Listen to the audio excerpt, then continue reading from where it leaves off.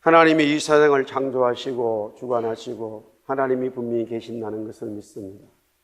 우리가 그것을 고백할 수 있고 믿을 수 있다면 우리는 하나님의 축복을 받았다라고 말할 수 있습니다. 성경은 말하기를 그렇게 고백되어진 것이 내 스스로 된 것이 아니라 하나님의 성령이 그렇게 고백하도록 해주셨다.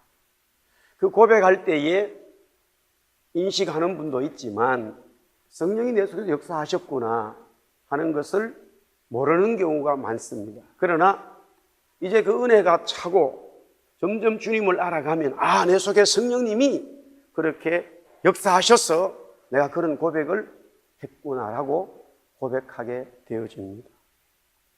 또한 우리가 살아가는 모든 삶들 한순간순간들이 하나님의 성령께서 나를 이끌어 주시고 있구나 하는 것을 점점점 깨닫게 되어집니다. 하나님께서 우리에게 주신 최고의 선물은 두 가지가 있습니다.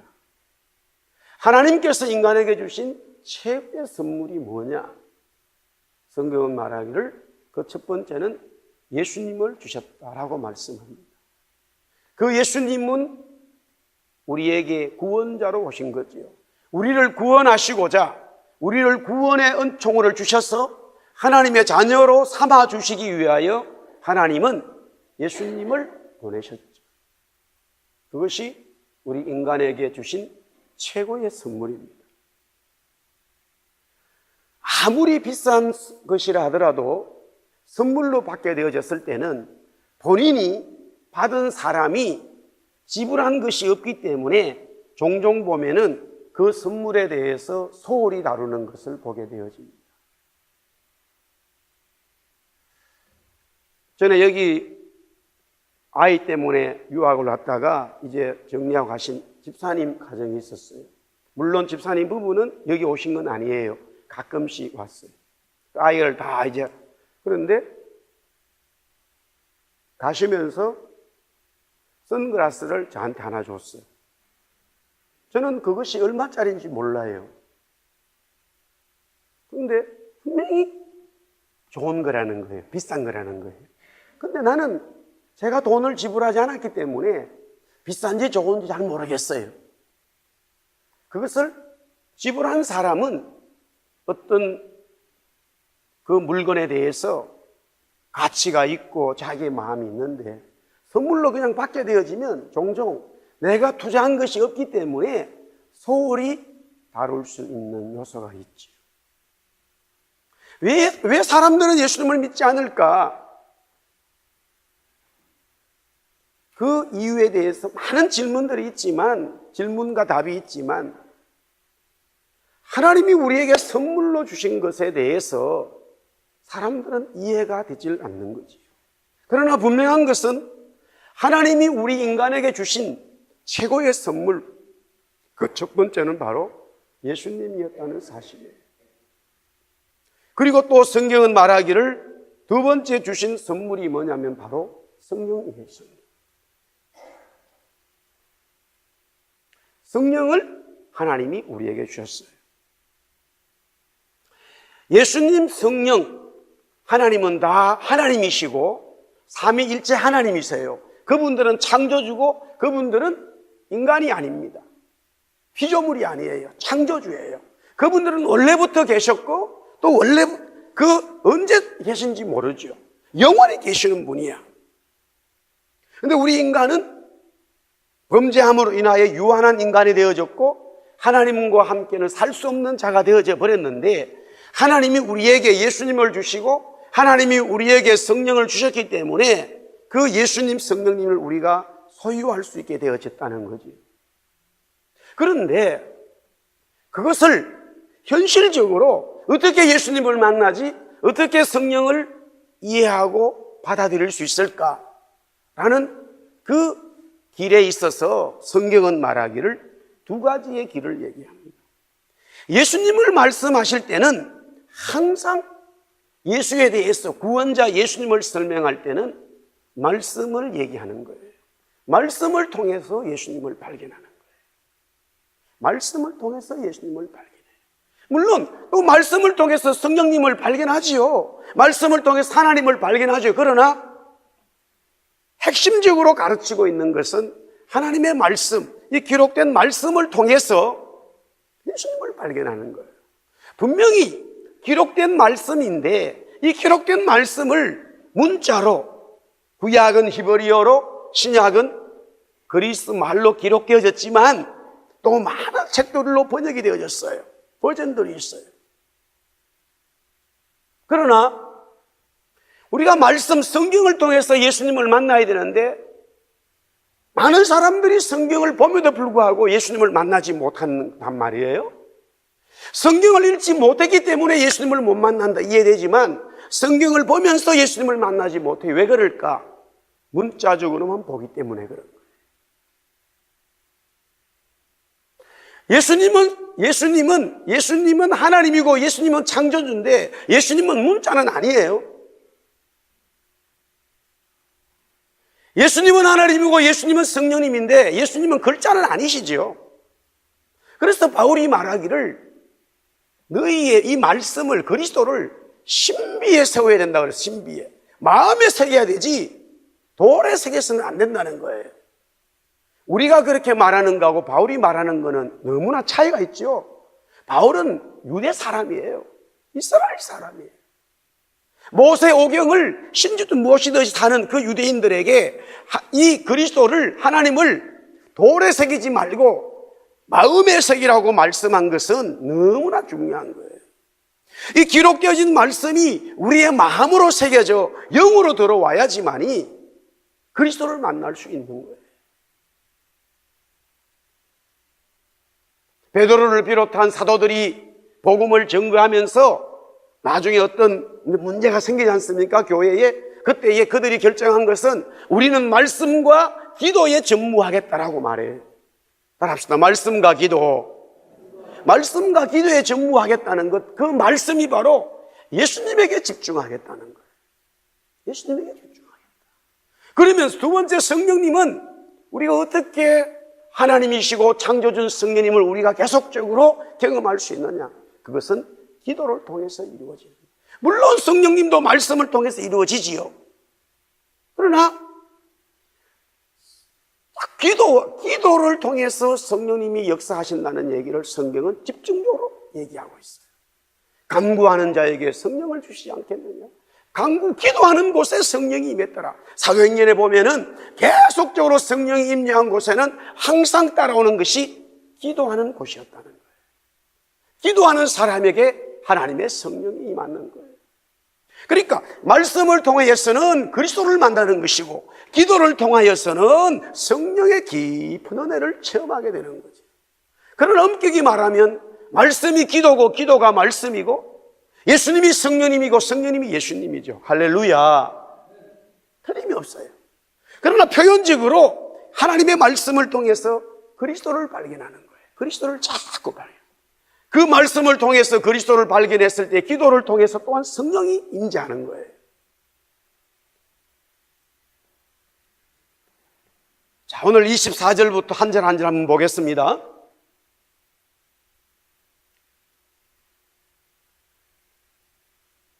예수께서 일어나사 그 길을 떠나 두로 지방으로 가셨다. 거기가 어디냐 이거죠. 이 7장 앞부분 보면은 갈릴리입니다. 근데 왜 예수님이 갈릴리를 떠나버렸느냐? 내용을 읽어보니까 예루살렘에서 예수님의 소문을 듣고 오늘도 여기 보니까 이 여자가 예수님의 소문을 들었다는 거예요. 25절에 보니까 예수님의 소문을 들었다는 거죠. 바리새인들 서기관들이 예루살렘에서 예수님의 소문을 듣고 갈릴리에 옵니다. 그래서 예수님하고 말씀을 논하게 되죠.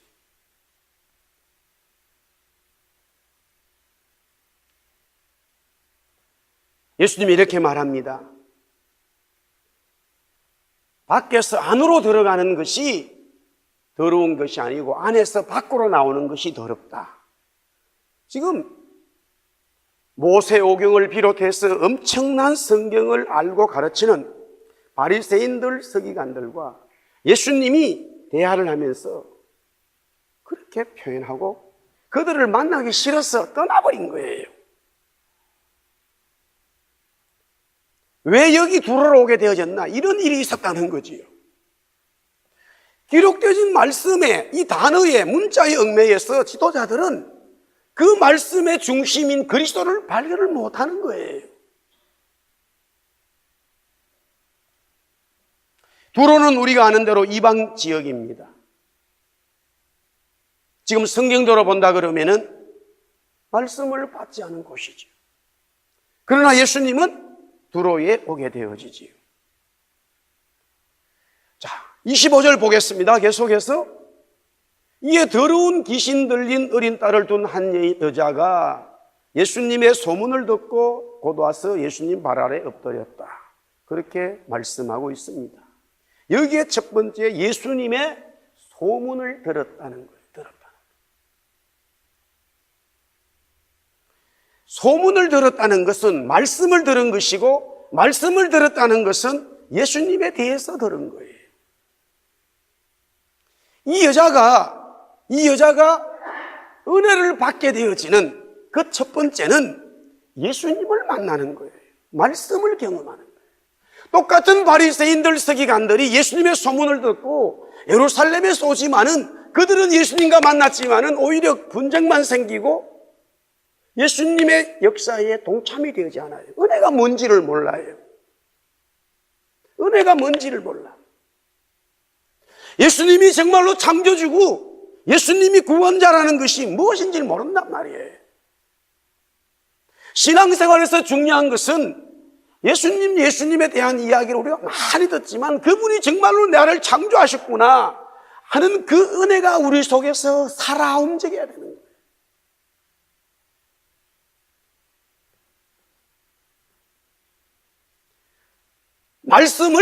말씀을 기록적으로 이 말씀에 기록되어진 것을 공부하고 그것을 적용하고 그것에 대해서 실천하는 것은 너무나 중요하지요. 그런데 그것이 그리스도인 것이 느껴져야 돼요. 그리스도인 것이 영으로 받아들여져야 되는 거예요.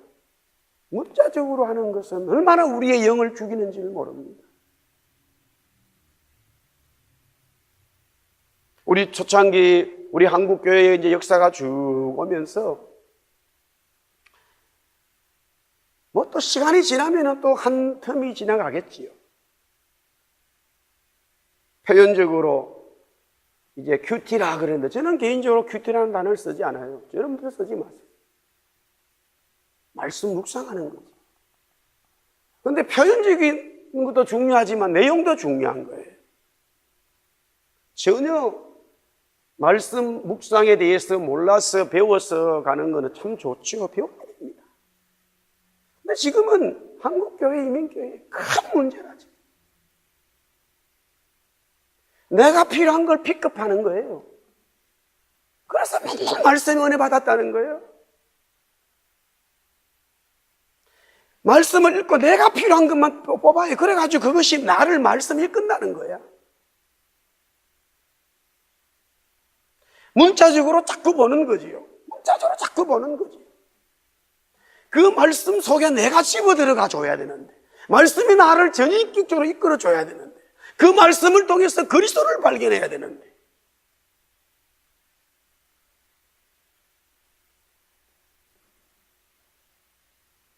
가만히 보면 오히려 글을 모르고 성경을 모를 때 훨 성령이 더 강하게 역사했어요. 말씀의 역사가. 왜 그런 일이 일어납니까? 희한하잖아요. 글도 잘 모르고 이 글을 모른다니까요. 성경 읽지를 못하는 그런 시대에 말씀을 들은 그 시대의 사람들이 더 큰 말씀의 능력이 있었어요. 할렐루야. 왜 이런 일이 일어납니까? 우리는 글로 읽을 수가 있고 영어도 보고요. 뭐 심지어는 목회자들도 공부하기 어려운 어떤 분들은 막 헬라 히브리까지 공부하는 분들이 있어. 요 사이는.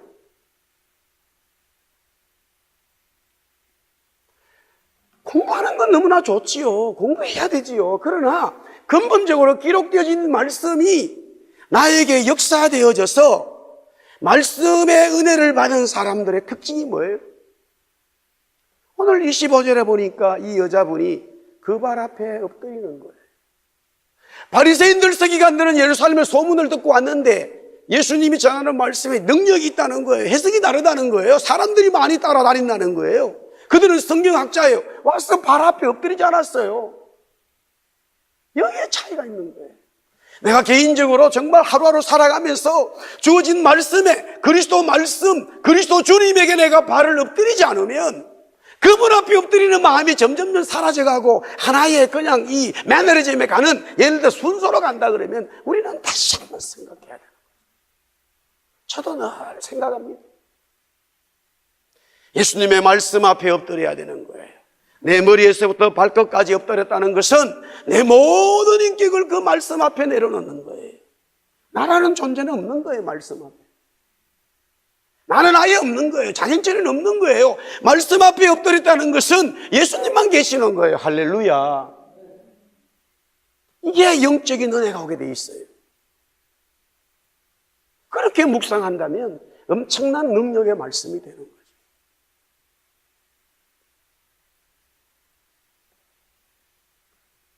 이 여인이 자기 딸의 문제로 인해서 은혜를 받고 구원의 은총을 경험하는 첫 번째 요소가 예수님을 만나는 거예요. 말씀을 만나는 거예요. 예수님의 말씀의 소문을 들었어요. 그 말씀의 소문이, 그 말씀이 자기의 가슴 속에 왔겠지요. 그렇기 때문에 자기 딸의 문제를 가지고 그 예수님에게 나오지 않겠습니까? 자기 딸이 더러운 귀신이 들렸는데 이거 누가 해결하겠어요? 아무도 해결하지 못하지. 말씀이, 우리가 읽는 이 말씀이 예수님이 되어야 되고, 그 예수님 앞에 우리가, 여기 보면은 우리말에는 예수의 소문을 듣고 곧 와서, 영어로 as soon as, 그냥 말씀 듣고 맞아, 그 바로 엎드린 거예요. 말씀 듣고 한참 있다 엎드려야 되나, 이런 게 아니다 이거죠. 물론 그렇게라도 엎드려지면 다행이지만,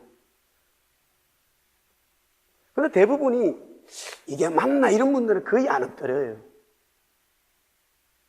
우리는 갈증이 나가지고요, 영적인 갈증이 너무 있기 때문에 주님 없으면 못 살아, 칵 물어야 되는 거라. 그냥 아이가 엄마 젖을 이거 먹어야 되나 말아야 되나, 그런 아이 없고 그냥 칵칵 묻는 거 바로 먹는 거예요. 그냥 그런 아이가 건강한 아이예요. 엄마가 아파도. 할렐루야. 예수님한테 우리의 모든 삶이 그냥 그분 앞에 엎드려져야 되는 거라.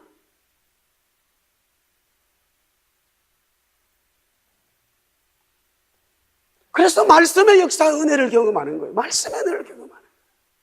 그러므로 내가 즉각적으로 그분 앞에 엎드릴 수 있는 것은 내 인격의 문제도 있지만 신앙의 어떤 수준도 있겠지요. 그러나 더 중요한 것은 뭐냐면은 내 삶에 빨간 신호등이 왔을 때야, 내 삶에 어려움이 왔을 때라. 그동안에 내가 정말로 예수님의 말씀을 듣고 그분과 교제했는데도 불구하고 내 삶에 어려움이 왔다면, 지금 이 여인에게는 자기 딸이 큰 인생의 골칫거리예요. 큰 문제라.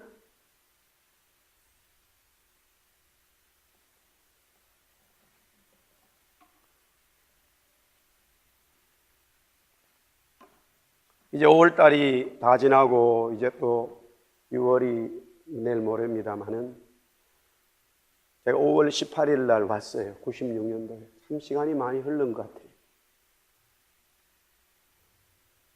민주화 운동을 광주에서 안 하고 캐나다에서 한다, 이런 마음으로 출발해 왔는데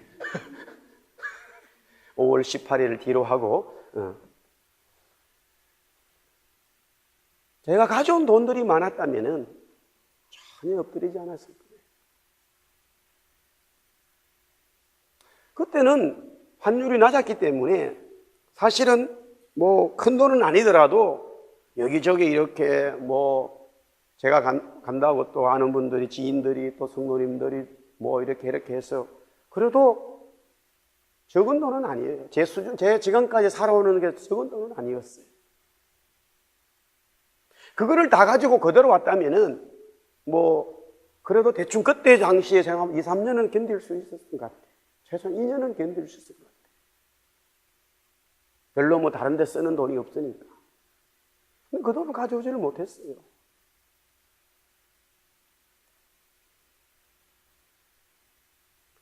협력해서 선을 이루고 우리가 계속 로마서를 지금 새벽마다 보는데 정말로 그리스도인들이 뭔지 아세요? 자꾸 가지지 않는 거예요. 계속 바울은 그렇게 설명하는 거예요. 어떤 상황이 일어날 때마다 그리스도인들이 그리스도인으로 하나님의 사람으로 가는 거에 제일 중요한 모습이 뭐냐면 자꾸 나를 인정하지 않는 거예요. 그게 전혀 불합리한 일이라 할지라도 나를 인정하지 않는 삶이 필요한 거예요. 그렇게 되면 시간이 지나면서 하나님이 역사하세요. 하나님이 도우셔요. 같이 싸우고 막 이렇게 하면 안 되지요.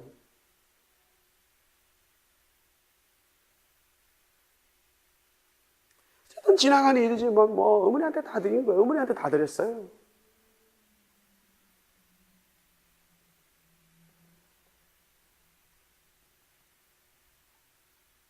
그러니 와서 한 두세 달 지나면은 뭐 첫째 달 반값이 얼마고 딱 정해주고 생각 대충 보니까 뭐 이렇게 일반적으로 계산하면 딱 나와버리잖아요. 그렇게 진행됐을 때 서너 달이면 우리 인생은 끝나는 거라. 참 제가 생각해도 배짱도 좋았어요. 배짱인지 믿음인지 뭔지 모르지만은 하여튼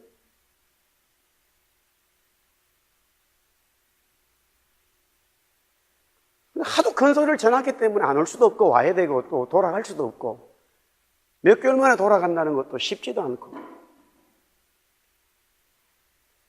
뭐 옆을 봐도 좌를 봐도 앞으로 뭐 아무것도 없죠. 할 수가 없죠. 그래 위로밖에 볼 수 없는 거라.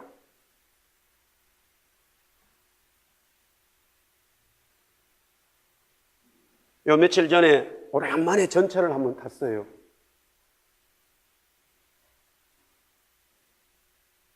저는 저희 집에서 차를 두 번째로 사용할 수 있는 권한이 있고 첫 번째로 쓰시는 분께 쓴다고 해서 쓰세요 하고 저는 가방을 들고 전철을 타고 왔어요.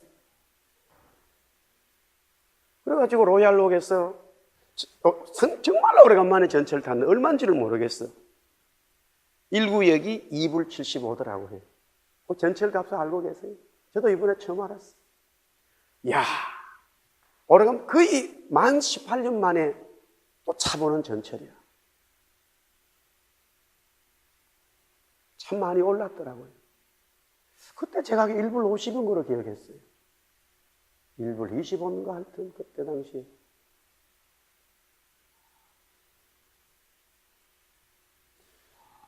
서리에서 다운타운까지 전철 타고 왔다 갔다 하면서 한 달 지나고 두 달 지나면 지나는데 그 전철을 타고 다니면서 하나님 앞에 기도할 수밖에 없잖아요.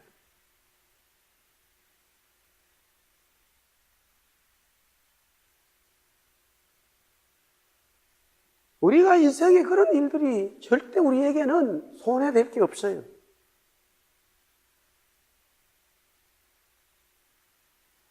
우리 인생에 빨간 신호등이 오는 건 절대 우리 그리스도인들에게는 실망할 일이 아니에요. 하나님을 더 크게 만날 수 있는 길이라. 은혜의 길이라, 은혜의 길. 할렐루야. 그런데 분명히 말씀드릴게요. 끝나고 나면 이렇게 얘기할 수밖에 없어. 할렐루야. 힘들어, 사실은. 힘들어. 심지어는요, 학교 갈 그때 전철 끊을 돈도 없었어요. 그럴 때도 있더라고요. 그래서 게이트웨이 스테이션 쪽에 있었는데 학교 간다고 나와가지고 전철을 끊어야 되는데 돈이 없는 거예요. 그냥 집에 와야 되잖아요. 오면은 또 집사람이 무슨 말 할까봐 거기 게이트웨이 전철 그 밖에서 점심때까지 혼자 그 왔다 갔다 했다니까요. 시간 돼가지고 학교 갔다 온 것처럼. 그런 날도 있어. 생각을 해보라고요. 거기에 그때 지금은 그분이 거기 안 계시는데 나중에 저 쓰리 쪽에 마켓을 그 게이트웨이 스테이션 1층에 그 전철역에서 하는 그 그로서리가 있어요. 그 한국분이 하셨어요. 그 한두 시간 밖에 있다가 또 그분을 아니까 뭐 그 앉아가지고 이런저런. 하나님께서 그런데 하나도 버릴 게 없어요. 내가 돈이 없어서 오늘 학교 왜 못 가? 이런 거 우리가 염려할 일이 아니라니까? 하나님이 나를 그렇게 만들어서 그 장소에서 놀라운 역사를 하시더라니까요. 모든 게 우리는 버릴 게 없어요. 하나님이 나에게 구원을 주시고 성령을 주시고 예수 그리스도 주셨는데 우리의 모든 삶이 버릴 게 없다니까. 우리는 그 하나님의 뜻을 모르기 때문에, 그 은혜를 자꾸 잊어먹기 때문에, 너무나 이 세상에 우리를 맞추기 때문에 말씀을 듣고 그분 앞에 적극적으로 모든 걸 버려두고 그분 앞에 엎드리는 그 삶을 모르기 때문에 계산이 자꾸 나오는 거예요. 계산이 나오는 거야. 계산이 자꾸 나오는 거라. 그러나 오늘 여기에 이방 헬라인 여자, 수로비인의 이 여자는 자기의 다른 문제로 인해서 이미 예수님의 소문을 들었어요. 호수 건너편에 역사되어진 예수님의 이야기예요. 그 이야기가 이미 들어와 있었고 그는 그 말씀을 붙들고 있어요. 그게 묵상되어졌다는 거지요. 그랬을 때 그 말씀의 주체인 그리스도가 왔을 때는 볼 거 없어요. 그냥 그분 앞에 엎드리는 거라. 영어에 as soon as possible이 가면 안 돼. 가능한 아니라 as soon에 끝나버려야 되는 거라. 바로 그냥 엎드리는 거예요. 바로 엎드리는 거라.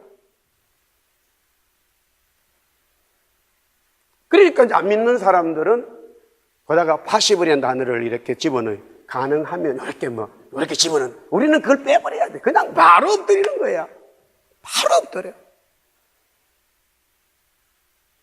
거기에 얼마나 감사가 있고 찬송이 있고 눈물이 있는지 몰라요.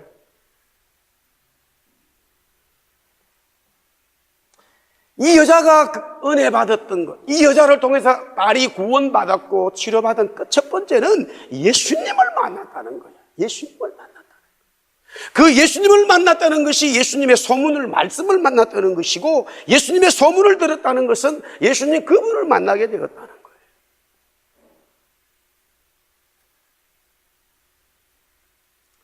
딸이 더러운 귀신이 들렸다. 귀신은 더러운 거예요. 여러분들, 세상의 지식은 더러운 거야. 이렇게 표현하면 이상, 그걸 바울은 배설물이라고 그랬어요.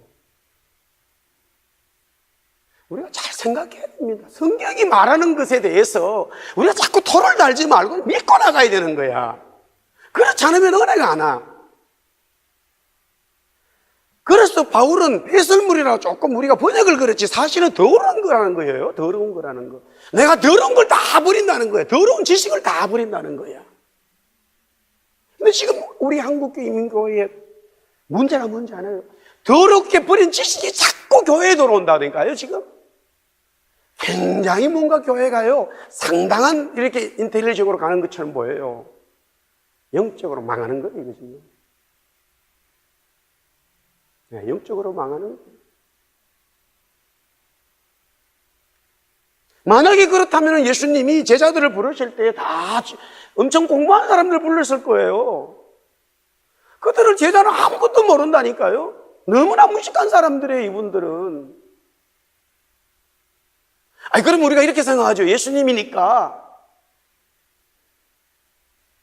그렇게 말할 것 같아서 구약의 역사들을 좀 봐야 된다는 거예요. 우리가 그런 토를 너무나 달 수 있기 때문에 그에 대해서 전혀 변명하지 못하도록 하기 위하여 구약의 성경의 역사도 보면 전부 다 그런 사람들밖에 없어요.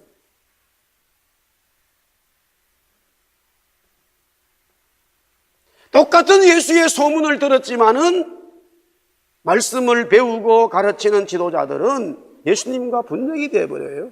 그래서 한마디로 쉽게 설명해. 예수님이 아이고 요사이 표현은 조금 심한 너가 보기 싫어 하고 배 타고 건너와 버린 거예요. 너희들하고 만나기 싫다. 더 이상 안 되겠다. 예수님께서 여기 있다가 아이고 이 촛대를 옮겨버린다 그러면 계시록의 말씀인데 건너버리는 거야. 내가 촛대를 옮겨버리겠다.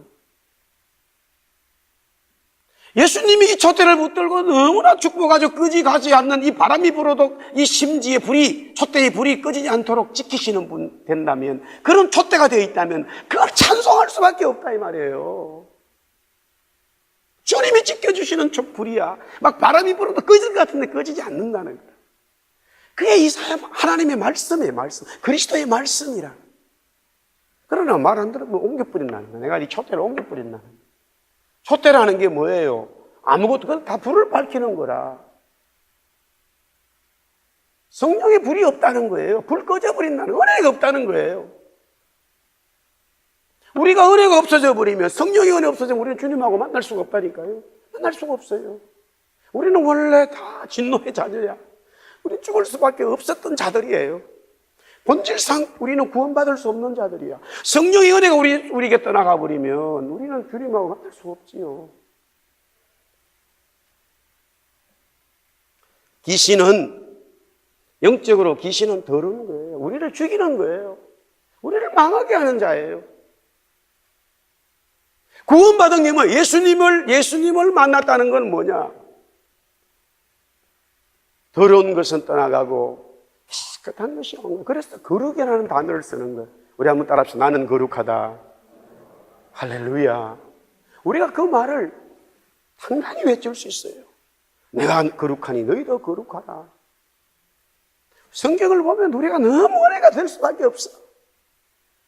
거룩하지도 않는데 나보고 거룩하다 그러니까. 하나님의 일을 할 수도 없는데 저보고 하나님 일을 맡겨주시니까 감사할 수밖에 없는 거죠.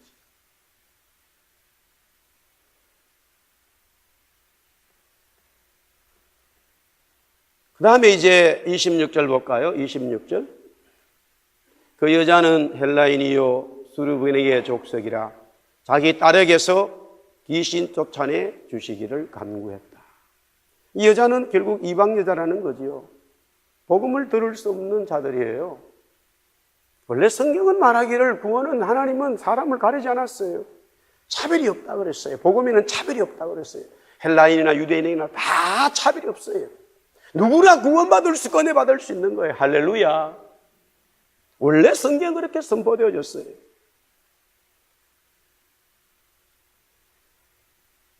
자기 딸의 문제지요. 여러분들 중보기도 그러는데, 원래 그 정확한 표현은 예수님의 중보적인 이야기인데, 우리가 남을 위해서, 다른 사람들을 위해서 기도해 줄 수 있어요. 그것은 정말로 큰 기도의 능력이라. 근데 중요한 진리가 들어있어요. 남에 대해서 기도하는 사건들을 다 다뤄보면 하나같이 하나의 공통적인 진리가 나와요. 그는 마태복음 22장 말씀처럼 내 것이 되지 않으면, 내 몸처럼 되지 않으면 중보는 기도 응답 안 돼요. 물론 하나님께서 그 상대방의 영혼을 불쌍히 해서 들어주시지만, 정말 우리 중보 기도하는 자들의 영적인 자세는 내 몸처럼 돼야 되는 거예요. 내가 내 문제에 대해서는 너무 신경을 쓰잖아요. 뭐 신경 쓰지 마라 그래도 쓰지요. 그러나 정말로 나를 통해서 다른 사람의 기도가 응답되려면 그 사람이 나에게로 그대로 와야 돼요. 내 몸으로 와야 돼요. 그래서 예수님이, 왜 보세요? 성령님이나 예수님 다 같은 말인데 우리가 기도하면 다 이루어지는 게 왠지 아세요? 성령님을 얘기할 때 요한복음 15장 16장에도 계속 똑같은 이야기예요. 나는 포도나무고 너희는 가지라. 내가 너희 속에, 너희가 내 속에 들어있다는 거예요. 하나 되었다는 말입니다. 그래서 성령님 보혜사 얘기가 나오는 거예요. 그렇기 때문에 우리 예수님과 성령님이 우리와 함께 하기 때문에 완전히 일치되었다는 거죠. 그러니까 기도하면 성령께서 응답하시는 거예요. 제가 지난주도 말씀드렸잖아요. 살아있는 사람은 숨 쉬는 게 쉽지 숨 안 쉬는 게 어렵다니까요. 살아있는 사람들은 숨 쉬는 게 쉽지 숨 안 쉬는 건 어려워요. 물고기가 물 속에 있잖아요. 그러면 자기는 물 속에서 도저히 못 살겠다고 팍팍 뛰는 물고기 없다니까요. 그렇다면 만약 병 걸린 물고기예요. 근데 어떤 물고기라도 물 밖에만 나오면 막 가만히 있는 물고기를 한 번도 본 적이 없어요. 큰 고기나 작은 걸 종류별로 다 달라. 다 펄떡펄떡 뛰어. 왜 뛰는지 아세요? 못 사겠네 막 이런 거예요. 빨리 물속에 들어가야 되는데. 그래서 막 뛰어 막 계속 뛰는 거라. 여기서는 막 고기를 함부로 취급하면은 그것도 또 고기 학대죄가 걸리는데, 아무도 없을 때는 장난을 해본 적이 있어요. 강에서 고기를 막 밖에 넣어놓고 발로 툭 차버리니까 바로 살아버려요. 발로 차도 좋다고 싹 사라져버렸어. 구원받은 우리가요, 기도가 어렵다는 것은 자꾸 마귀가 주는 거예요. 이미 우리는 구원받았기 때문에 영으로 성령과 호흡하고 주님과 만나는 것은 너무나 쉽게 되어져 있어야 되는 거예요.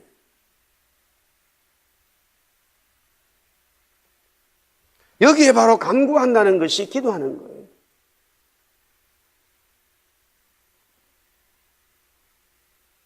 이 여인 속에는 이미 주님을 통해서 자기 딸이 치료받는다고 하는 성령님이 그 속에 역사하고 계신 거예요. 정말로 간구할 수 있다면요, 간구하는 자에게는 성령이 역사하게 되어 있어요. 주님 말씀하시잖아요. 간구하는 자에게는 성령을 선물로 주시지 않겠느냐. 주신다는 이야기죠.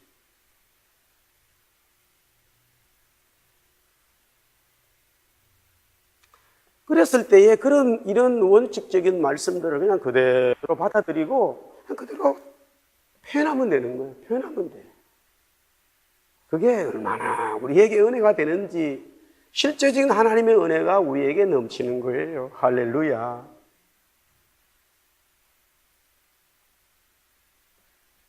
이 수르버니게 여자의 이야기가 우리 자신의 얘기가 돼야 되겠죠. 무슨 역사 시간에, 무슨 도덕 시간에 그런 공부하는 거 아니야, 설교 시간에. 그런 지식적으로 암만 알아서 시험 치는 것도 아니잖아요. 다음 주 금요일 날 마가복음 7장 중간고사 있는 것도 아니잖아요. 말씀이 내 속에 영으로 들어와 버려야 되는 거예요. 다른 거 없어요.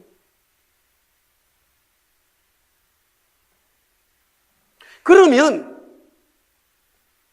기도에 엎드리게 되어지면, 기도에 은혜가 있게 되어지면 그 기도는 성령님이 주관하시기 때문에 성령님의 역사를 경험하게 되는 것이죠. 오늘 이 말씀을 통해서 27절에 예수님의 말씀이 있고 28절에 이 여인의 대답이 있는데,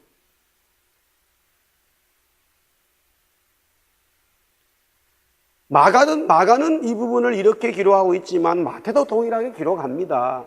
마태복음에서도. 우리가 이 말씀을 가만히 보면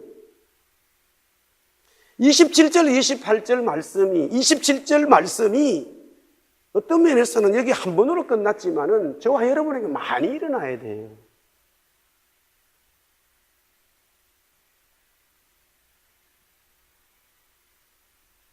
제가 이렇게 말씀을 드립니다. 27절 말씀이 없으면 얼마나 좋겠습니까? 여인이 예수의 소문을 듣고 말씀을 듣고 가슴에 받았다가 예수님 그 말씀의 주인은 그분이 오셨다니까 바로 그분 앞에 엎드려요. 그리고는 자기 딸 고쳐달라고 간구한단 말이에요. 그 간구 속에 이미 성령이 강력한 은혜를 주셨어요. 그러면 27절에 예수님이 적극적으로 응답을 주셔야 되지 않습니까? 29절 말씀으로 바로 와야 되는 거죠. 27절, 28절이 생략돼야 된단 말이에요. 조금 더 또 이야기하게 되면 지금 우리는 너무나 많은 27절, 8절의 얘기를 다 빼버린 신앙 얘기를 너무 많이 얘기해 버렸어요. 교회적으로도. 27절, 28절 내용이 들어가 버리면은 무언가가 실패라고 보지요. 이것은 지금 이 여인에게 있었던 사건이지만 그것이 시간적인 것, 환경적인 걸 다 포함하는 거예요.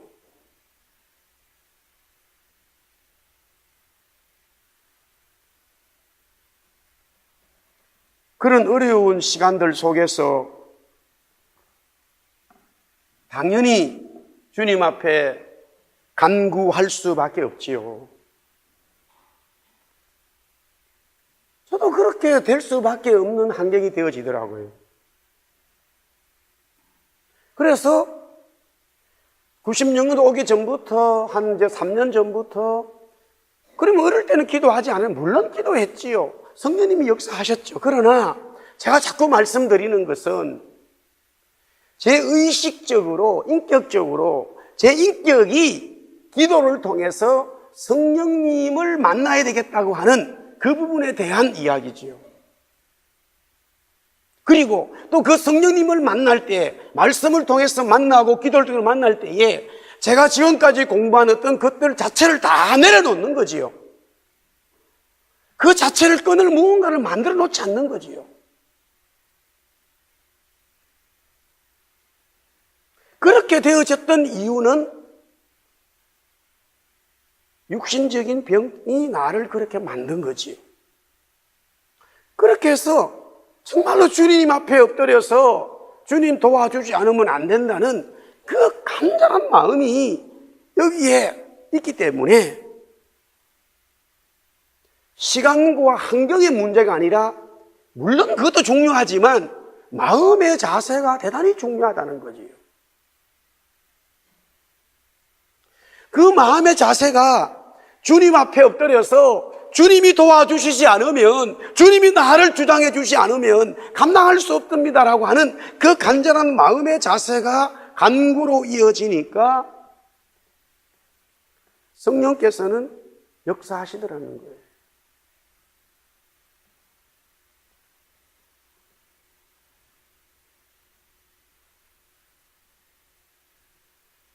(27절)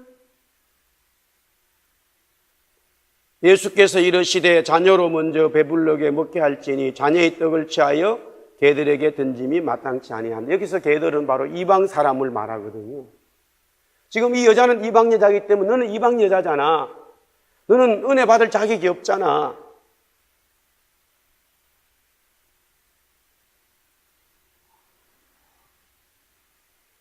우리 음악에서 여러분들 우리가 노래를 부르고 그러잖아요. 그런데 좋은 화음이 잘 되는 것, 불협화음이라는 게 있어요.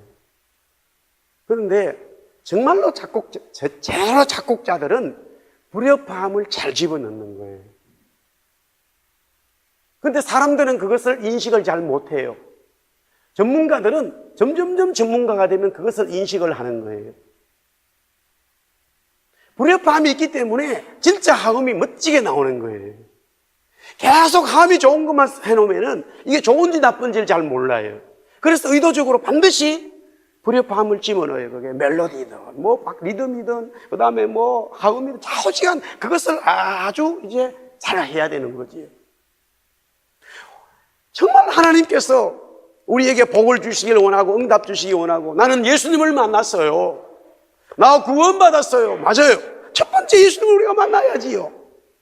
그 다음에 두 번째 나 기도를 통해서 성령의 은혜가 있습니다. 성령님이 나와 함께 하셨어요. 그게 고백되면 될수록 저와 여러분이 그렇게 은혜 있다고 생각되어진다면, 우리 교회가 그렇게 은혜 있다고 생각되어진다면 불협화음이 많아져야 되는 거예요.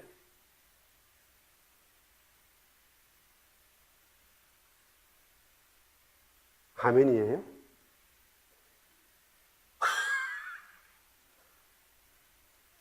그 말은 안 될 일이 좀 많아야 된다는 거예요. 잘 되면 안 된다는 거예요. 자꾸 막혀야 된다는 거예요. 세상에 막히는 거 그거 아무 문제 없다니까요.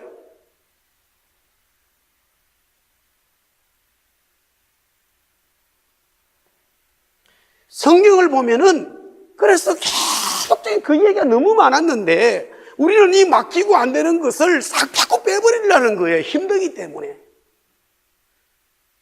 그러다 보니까 기복주의적인 신앙이 반드시 있지만 기복주의 신앙으로만 가버린다는 거예요.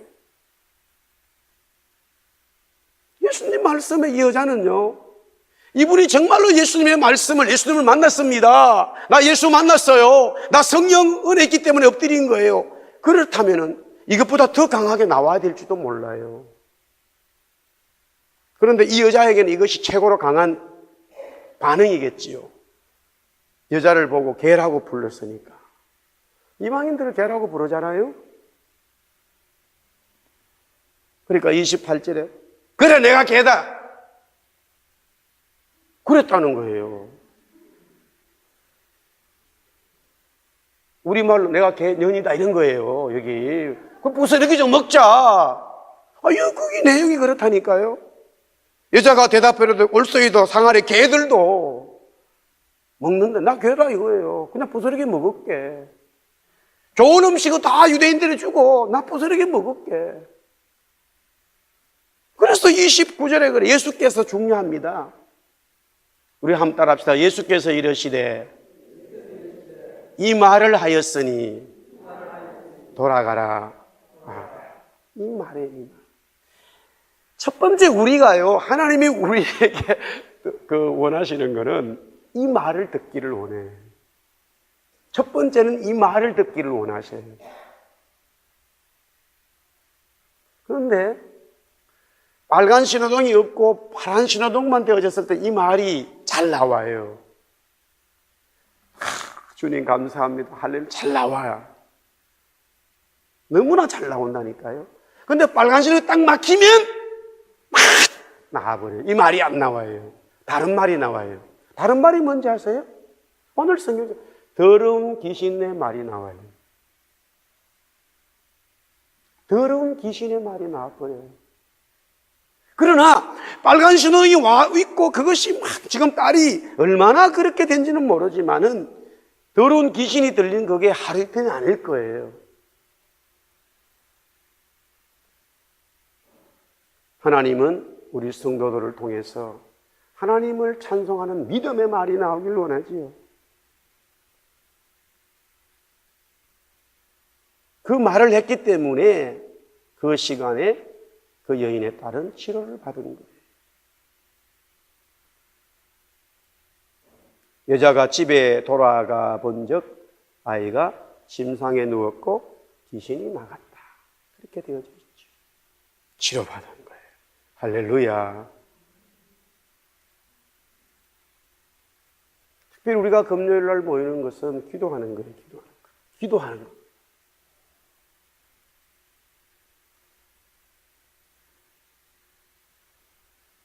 기도는 어렵지 않은데 어렵게 느껴지는 게 왜 그러냐면은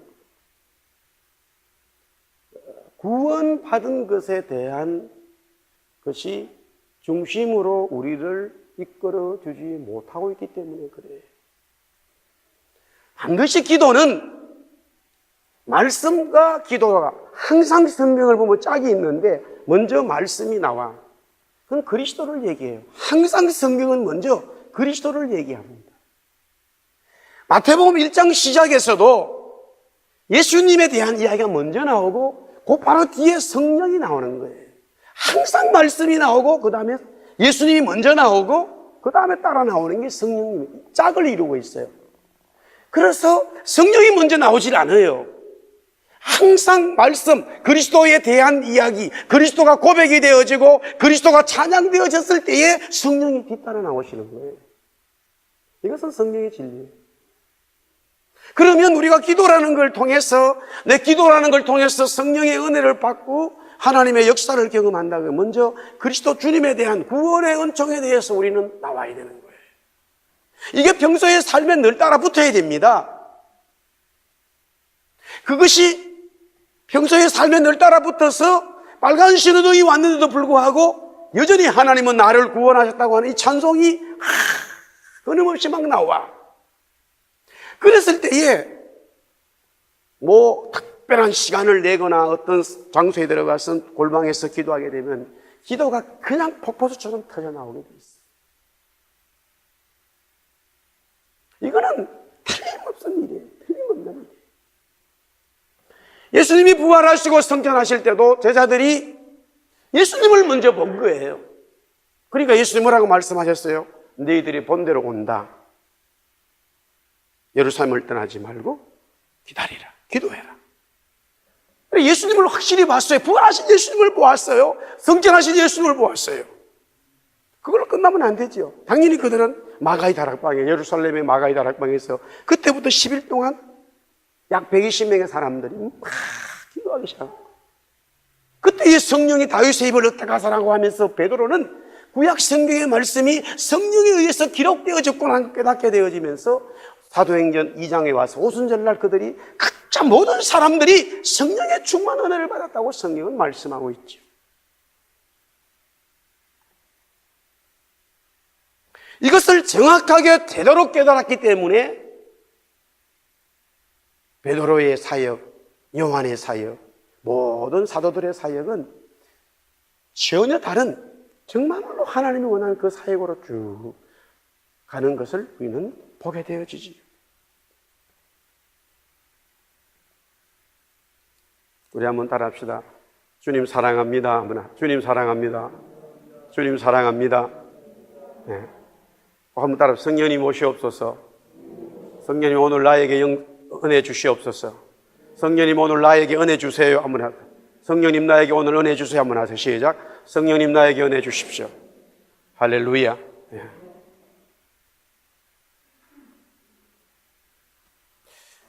현실적으로 목사님 그래도 제가 기도가 잘 안 되네요.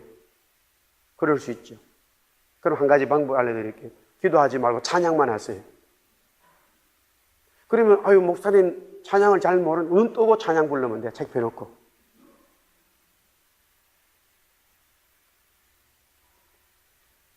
찬송을 부르든 워십송을 하든 정말로 무릎을 꿇고 내 마음이 은혜를 갈구하고자 한다면 주의 성령은 역사하게 되어 있어요.